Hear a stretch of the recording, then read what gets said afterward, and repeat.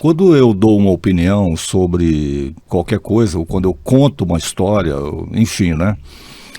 E acredito naquilo que eu estou falando, eu não estou sendo hipócrita. Então, assim, a hipocrisia não se coloca aí, mesmo que eu possa não estar sendo ético. Eu li outro dia, ou ouvi, não tenho certeza, alguma definição sobre ética, né, que a pessoa diz, ética seria obediência ao que não é obrigatório. Partindo dessa premissa, vamos dizer assim, eu posso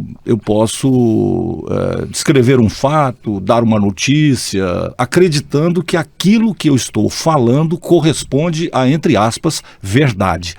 Ao fazer isso, eu não estou sendo hipócrita.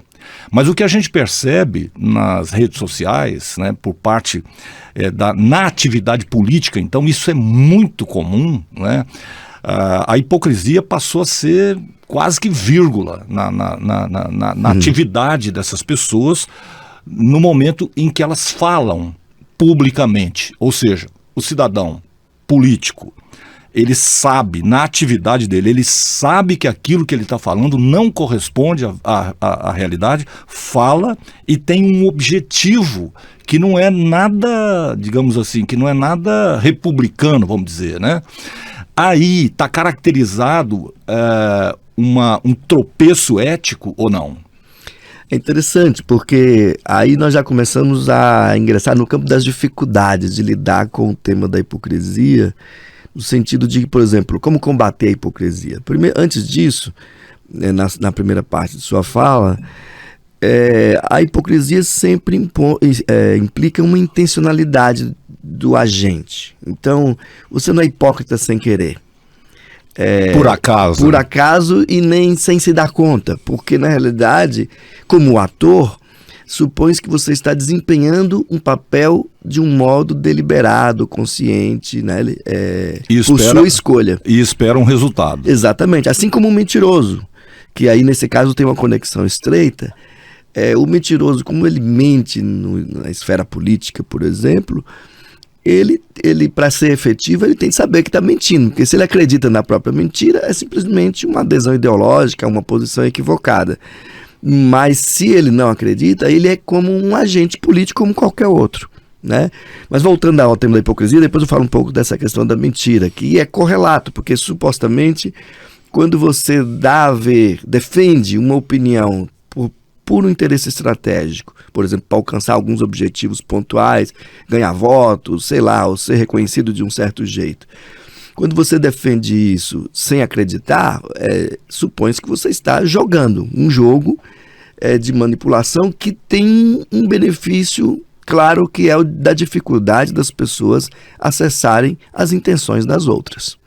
Então, do ponto de vista político, por exemplo, se alguém colocasse como meta de plano de governo combater a hipocrisia, era para a gente ficar um pouco com medo, porque quais serão os meios utilizados para sondar a intenção de uma pessoa quando ela está sendo dissimulada.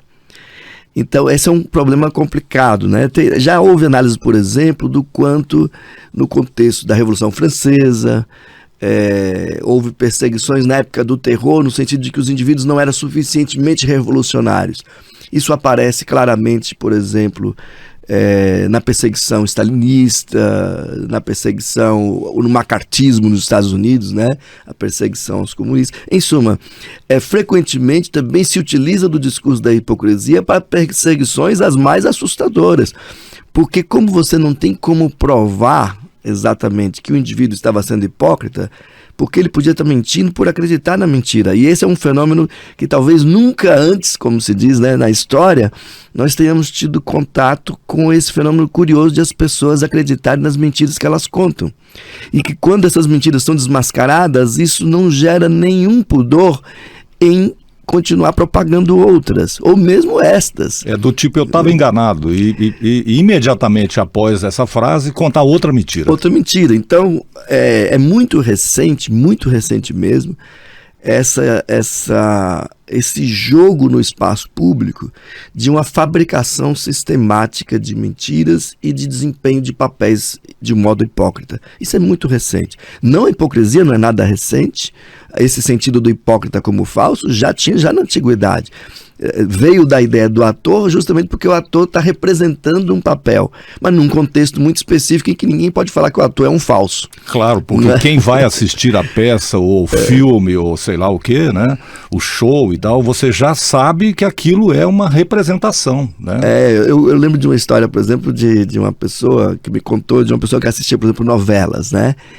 E uma atriz desempenhou um papel numa novela que era uma vilã e tal, numa outra novela desempenhou um papel que não era de vilã, e a pessoa teria dito, não, eu te conheço, eu sei quem você é, não venha querer me enganar. Então, esse jogo do ator, ele vem por analogia, não é? Então, esse sentido negativo vem, mas a posição do ator, ela traduz bem a figura do hipócrita, que é alguém que dissimula de modo consciente.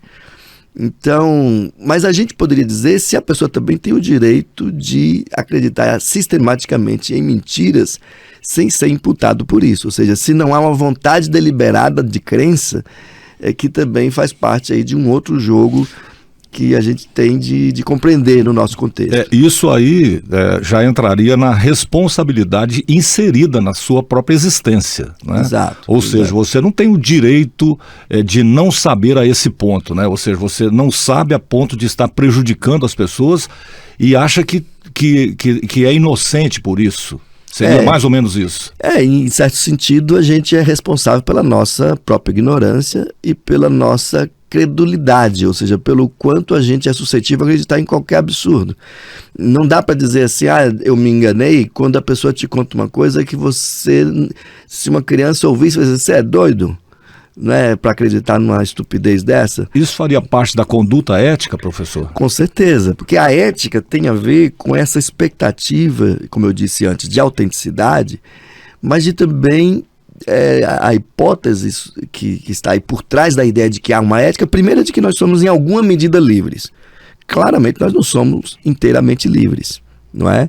Mas nós somos em alguma medida livres, e é nesse espaço da nossa liberdade que a gente escolhe fazer com que a gente não foi livre para escolher. Onde nasceu, de que gênero, né, a gente se associa, ou a que cultura o que nos apetece no paladar, em suma.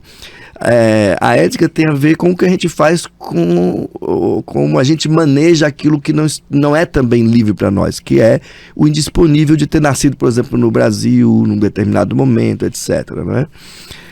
Então, há uma expectativa de responsabilidade, e responsabilidade no sentido muito radical de responder não só pelo que eu faço, mas por quem eu sou. Não é? De modo que quando você diz, olha, foi um erro, as razões são tais, né, por uma ação específica, mas eu respondo por isso. Eu posso até justificar dizendo que, por exemplo, estava fora de mim, ou coisa desse tipo, mas eu digo, nunca vou dizer não fui eu. Não é? Fui eu, mas considere as circunstâncias. Se for crime, eu vou enfrentar o direito. Se não for crime, eu vou enfrentar como é que isso vai se desenvolver nas relações, né? Eu acho que o nosso contexto, o que é mais desafiador, é essa mistura de uma fabricação sistemática de discursos mentirosos para manipulação da opinião pública, que sempre houve a mentira, sempre, não é? Não foi inventado por nós. Agora, você ter escritórios montados para fabricar mentiras, equipes inteiras, para pegar uma fala, recortar um vídeo e divulgá-lo. E aí você vai ter pessoas que são colaboradoras voluntárias que vão passar esse vídeo para frente. Que sabem o que estão fazendo. Que sabem o que estão fazendo, que sabem, deveriam imaginar que se as últimas 10 mensagens foram mentirosas, talvez eu teria o direito e a responsabilidade de imaginar que essa 11ª eu deveria pelo menos investigar melhor. Mas não. Por quê? Porque aí há toda uma manipulação dos afetos, fabricação sistemática de inimigos, cultivo dos ódios, que é das coisas que mais mobilizam. As redes sociais estão aí. O que dá mais dinheiro? Bom, as imagens de bichinhos também dão engajamento, né? Mas o ódio O ódio é o que mantém a pessoa... É o campeão. É o campeão, é o que mantém as pessoas... É o que dá mais dinheiro. E principalmente quando esse ódio não se dirige... Não é o todos contra um, mas quando você mais ou menos forma dois blocos equiparáveis, não é? Porque se vira um inimigo só, vai lá todo mundo, isso também é comum nas redes sociais, estraçalha aquele indivíduo ou a sua reputação, ou às vezes até o próprio indivíduo. Sabemos de casos, por exemplo, de pessoas que foram linchadas por boatos, não é?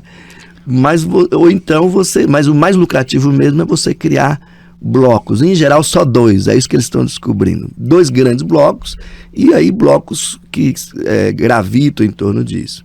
Então, a própria palavra hipocrisia, ela de algum modo atravessa essa experiência das nossas relações hoje em dia. Porque você tem... O que é o perfil de alguém numa rede social? Porque a gente já representa papéis, e isso não é nada indecente ou imoral. Temos as nossas personas. Exato, a gente tem nosso contexto profissional, a gente tem as relações interpessoais no círculo familiar mais estreito, aí você tem a grande festa de família, aí as relações já ficam mais complexas, você já não diz tudo que você diria ali onde... Isso é normal, isso não é propriamente nem antiético. Eu já fui chamado de ogro várias vezes. Então, Exatamente por causa disso, professor. E a grande dificuldade com a hipocrisia é que, no fim das contas, principalmente na política, nós somos o que nós parecemos ser. Até porque não há como em política você... Imagine uma pessoa, por exemplo, que odeia a democracia, mas que, por alguma brincadeira consigo mesma, diz: eu vou só de pirraça para enganar todo mundo, defender a democracia desde o primeiro momento até quando eu morrer. Essa pessoa pouco importa o que ela não enganou ninguém a rigor. Porque do ponto de vista da política, o que importa é como nós parecemos. É isso que se criticava muito em Maquiavel, por exemplo, como se fosse um defensor da ausência da ética na política. Não, ele só dizia que em política não está em jogo essa autenticidade da consistência que eu tenho de ter comigo mesmo, com o que eu falo, a coerência das minhas ideias com as minhas ações. Em política tem todo um jogo em que o que você manifesta para os outros é o que de fato você é. Por isso que é tão difícil combater a hipocrisia sem chegar para o terror.